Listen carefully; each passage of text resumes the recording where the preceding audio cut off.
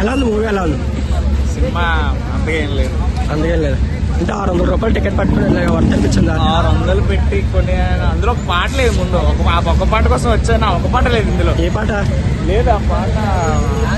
రామచంద్ర కార్తిక్ పాట ఆ పాట ఆ పాటే లేదా? అంటే సాంగ్స్ ఎక్కువ అయ్యా అంటున్నారు. బాగా తీసిండ్రు. బాగా తీసారా? అంటే 600 రూపాయలు పెట్టి టికెట్ కొనుక్కొని వెళ్ళారు కదా. యాక్చువల్ గా వర్త్ అనిపించిందా? సినిమా వర్తనే. ఒక సాంగ్ మిస్ అయిందని డిసప్పాయింట్మెంట్ తప్ప సినిమా. ఏ సాంగ్ అన్నా? ఐరానా సాంగ్ ఉంటుంది కదా, దానికోసం. సాంగ్స్ కూడా ఎక్కువ అంటున్నారు, నిజమేనా?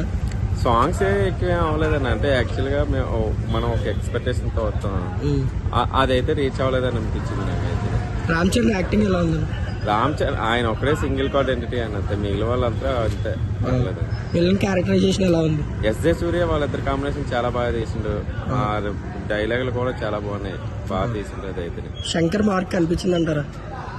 కొంచెం అనిపించింది. అప్పని క్యారెక్టర్ నాకు యాక్చువల్గా ఒక మినిమం ఒక 40 మినిట్స్ అయినా ఉంటుంది అనుకోండి. జస్ట్ ఒక 15 to 20 minutes లో కంప్లీట్ చేయడం కొంచెం డిసప్పాయింట్మెంట్ అయింది తప్ప మిగిలిన అంత బాగుంది. మూవీకి మైనస్ పాయింట్లు అంటే ఏం చెప్తారు?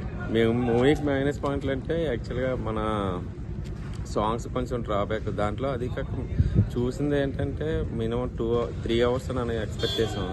అందులో 2 songs కూడా మాకు కనిపించలేదు. ఈ ఐరాన్ ఒకటి, కొండదేవర ఉంది కదా, అది కూడా ఇందులో రాలేదు. అది అంటే మూవీ చెప్పిన 50 hours బాగుంది. 50 hours బాగా తీసింది. Thank you.